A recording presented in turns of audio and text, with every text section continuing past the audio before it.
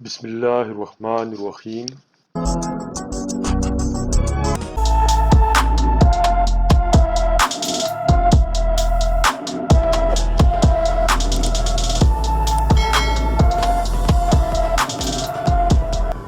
پہلا کوشچن ہے، ان S I system international unit of power, system international میں power کا یونٹ کیا ہے؟ ہمارے پاس 4 یونٹ دی ہوئی ہیں، واٹ پاور کا ہے، جول ورک کا ہے اور انرجی کا ہے، ایمپیئر کرنٹ کا ہے اور وولٹ یہ وولٹیج کا ہے۔ یونٹ آف پاور جو ہے یہ سسٹم انٹرنیشنل میں واٹ ہوتا ہے۔ Next question, turning effect of body is called, کسی جسم کے گھمانے کے اثر کو ٹارک کہا جاتا ہے۔ ہم ٹارک کو کلک کریں گے۔ Which one is the vector quantity, ان میں سے کون سی ویکٹر کوانٹٹی ہے؟ ڈینسٹی ہے، ویٹ، میس یا ورک۔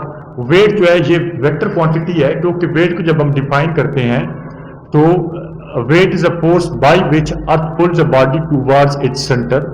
یہ ایک ایسی فورس ہے جس کے ذریعے کسی باڈی کو زمین اپنے مرکز کی طرف کھینچتی ہے، لہٰذا ویٹ جو ہے چونکہ اس کی ڈائریکشن زمین کا مرکز ہوتی ہے، لہٰذا یہ ایک ویکٹر کوانٹٹی ہے۔ The relationship between stress and strain is known as, stress اور سٹرین کے درمیان تعلق کیا کہلاتا ہے؟ سٹریس اور سٹرین کے درمیان تعلق کو ہم ہک لا کہتے ہیں۔ Next question, the rate of flow of charge through conductor, کسی کنڈکٹر سے چارج کے بہاؤ کی شرح کو کیا کہتے ہیں؟ ہمارے پاس آپشن میں کرنٹ ہے، واٹ ہے، وولٹیج اور ایمپیئر ہے۔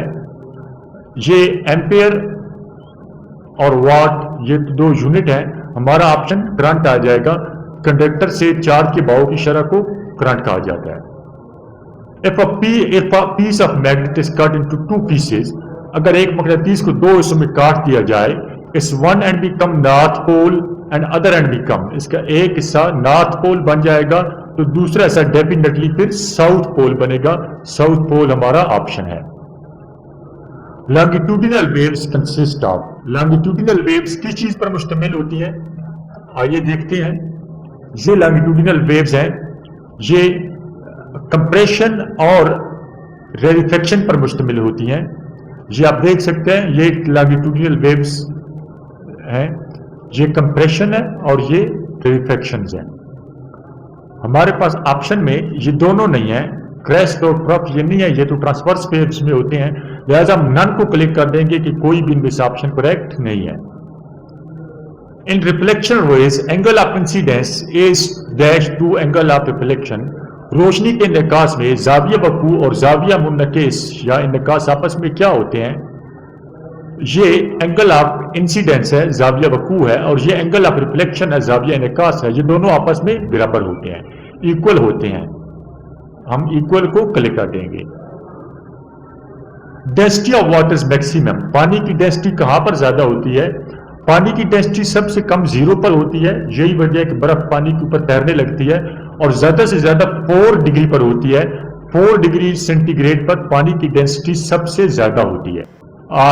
which thing is used to calculate the correct value of length up to 0.01 centimetre, 0.01 centimetre تک صحیح پیمائش کرنی ہو تو اس کے لیے ہم کیا چیز یوز کرتے ہیں؟ وولٹ میٹر وولٹیج کے لیے یوز ہوتا ہے، گلوینو میٹر 0.01 سینٹی میٹر تک 0.001 سینٹی میٹر تک پیمائش کرتا ہے، اس کے لیے ہم ورنیئر کیلیپر کو یوز کرتے ہیں۔ Work done due to motion of body, کسی جسم کی حرکت کی وجہ سے کیا گیا کام کائنیٹک انرجی کہلاتا ہے۔ Density of body depends upon, density کس چیز پر ڈیپینڈ کرتی ہے؟ ڈینسٹی ڈیپینڈز اپان میس، اگر میس زیادہ ہوگا تو ڈینسٹی بھی زیادہ ہو جائے گی۔ As an example of resonance, گمک کی بہترین مثال کون سی ہے؟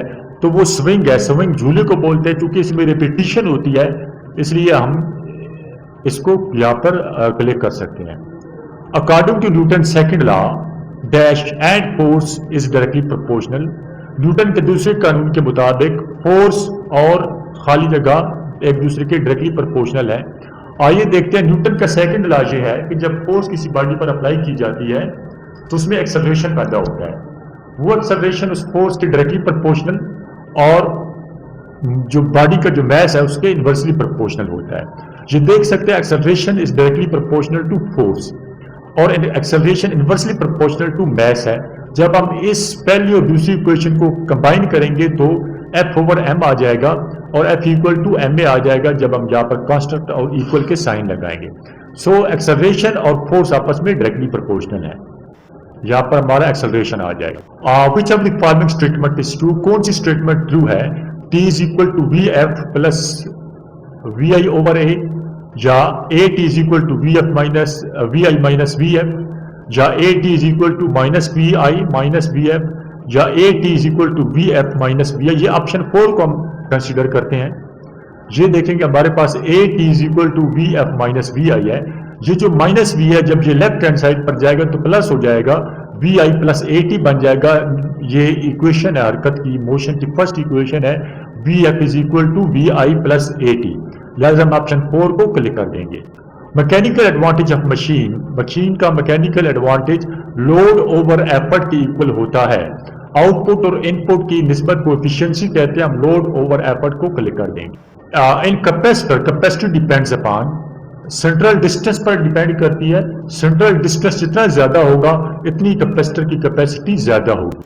अपोजिट पोल ऑफ मैग्नेट, एक मकनातीस के मुखालिफ सिरे एक दूसरे को अट्रैक्ट करते हैं जबकि सेम पोल एक दूसरे को रिपेल करते हैं। क्योंकि यहाँ पर बात मुखालिफ अजरा सिरों की हो रही है इसलिए हम अट्रैक्ट को क्लिक करेंगे। Time period of simple pendulum is increased by, सादा पेंडुलम का टाइम पीरियड कैसे बढ़ाया जा सकता है? ये देखिए एक हमारे पास टाइम पीरियड एक पेंडुलम है, ये पेंडुलम है। इसकी अब लेंथ को जरा आप गौर से देखिएगा। ये अपना चक्कर कंप्लीट करेगा, इधर तक आएगा फिर इधर आएगा, इस तरह रिपीटिशन होगी। और आप इस पेंडुलम को भी देखिए, इसकी ये लेंथ लंबी है। अब मतलब ये थोड़ा ज्यादा दूर तक जाएगा। जब ये दूर तक जाएगा तो इसे फिर चक्कर कंप्लीट करने में इसे पीरियड भी इसका ज्यादा लगेगा। तो ये अगर डोरी जो है ये लेंथ जितनी लंबी होगी इतना ही उसका पीरियड, उसका चक्कर कंप्लीट करने में उसे टाइम ज्यादा लगेगा। इससे टाइम कम लगेगा क्योंकि इसकी डोरी कम है, और इसे टाइम ज्यादा लगेगा क्योंकि इसकी डोरी या इसकी लेंथ जो है वो ज्यादा है। तो टाइम पीरियड जो है किसी पेंडुलम का वो डिपेंड्स अपॉन लेंथ होता है। Density of water is minimum, पानी की डेंसिटी सबसे कम 0 पर होती है। यही वजह है कि बर्फ पानी के ऊपर तैरने लगती है क्योंकि उसकी डेंसिटी 0 होती है 0 पर, और उसका टेम्परेचर 0 डिग्री सेंटीग्रेड होता है। इसलिए पानी 0 डिग्री सेंटीग्रेड पर चूंकि जमा हुआ होता है उसकी डेंसिटी वहां पर सबसे कम होगी और बर्फ पानी के ऊपर तैरने लगती है। लिहाजा पानी की डेंसिटी सबसे कम 0 डिग्री सेंटीग्रेड पर होती है। इसी टेस्ट को अटेम्प्ट करें और इसका फीडबैक या कोई कंफ्यूजन हो तो हमारी हेल्पलाइन पर आप हमसे कांटेक्ट करें। अब मैं उम्मीद करता हूं कि आज का हमारा ये वीडियो ट्यूटोरियल आपके लिए बहुत मुफीद रहा होगा और अब तक आपकी पाकिस्तान एयरफोर्स में ऑफिसर्स कैडर्स की भर्ती के बारे में हर किस्म की कंफ्यूजन खत्म हो चुकी होगी। और व्यूअर्स मैं आपको ये भी बताता चलूं कि पाकिस्तान एयरफोर्स में हर किस्म की रिक्रूटमेंट, हर किस्म की भर्ती, चाहे वो एयरमैन कैडर्स की है चाहे वो ऑफिसर्स कैडर की है, इसी तरह पाकिस्तान आर्मी में भी हर किस्म की रिक्रूटमेंट, चाहे वो सिपाही लेवल की है या ऑफिसर्स कैडर की है। पाकिस्तान नेवी में हर किस्म की रिक्रूटमेंट, सेलर्स है या ऑफिसर्स है, इन सब कैडर्स की फ्री ऑनलाइन तैयारी के लिए हमारी वेबसाइट विजिट करें। यहाँ पर आपको हर किस्म का मटेरियल वीडियो लेक्चर्स की शक्ल में अवेलेबल है और हर किस्म के टेस्ट की ऑनलाइन तैयारी भी अवेलेबल है।